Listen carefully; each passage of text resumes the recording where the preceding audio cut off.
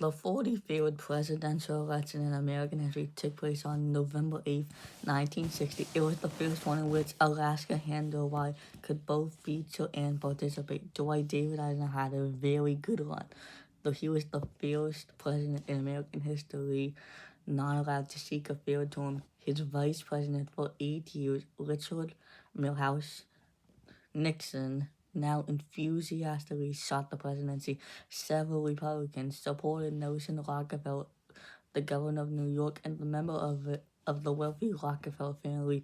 Rockefeller was the leader of the winning moderates of the Republican nomination.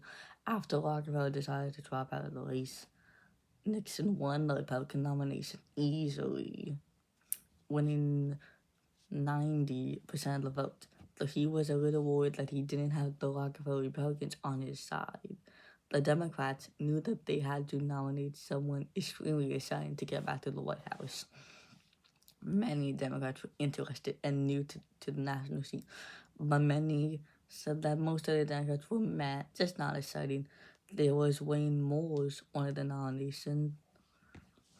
There was Stufus Semington, a governor from Minnesota.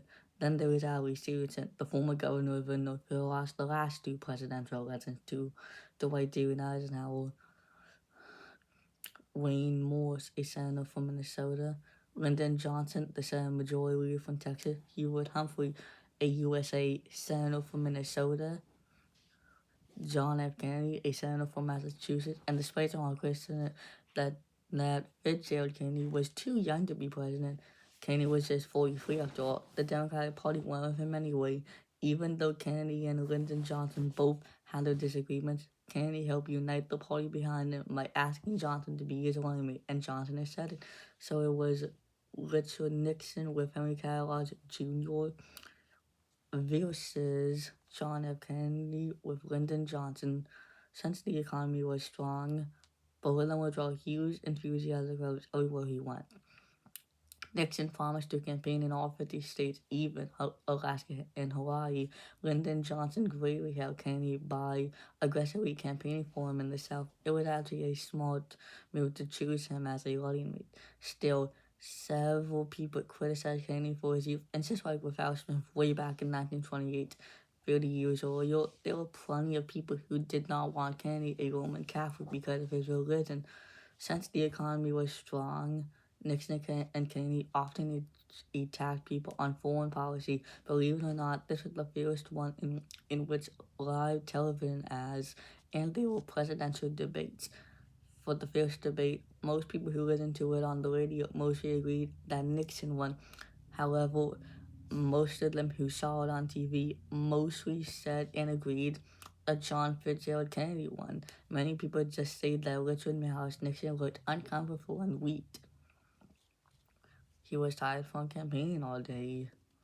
Meanwhile, Kennedy looked less than tan and confident during the debate. It's pretty crazy how outcomes literally changed the outcome of this election and debates. However, heading into election day, everyone knew it would be extremely close. And here are the results. In a squeak, John F. Kennedy won, becoming the 35th vice president in American history. It was the closest election since 1916.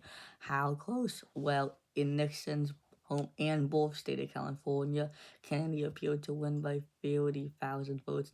However, after absentee ballots were counted a week later, Nixon came back to win the state by 37,000 votes.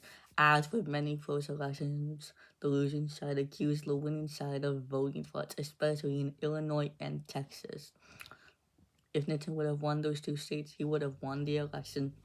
When it was all said and done, Kennedy received 303 electoral votes and Nixon received 219 electoral votes. 15 unpledged voters, 1 elector from Mississippi and Alabama, and 1 elector in Oklahoma. In other words, these were protest movements for Kennedy's against support of civil rights. Instead, they cast their votes for Harry F. Byrd, a U.S.A. senator from Virginia, who also got an elector in Virginia. Lyndon Johnson became the 36th vice president in American history.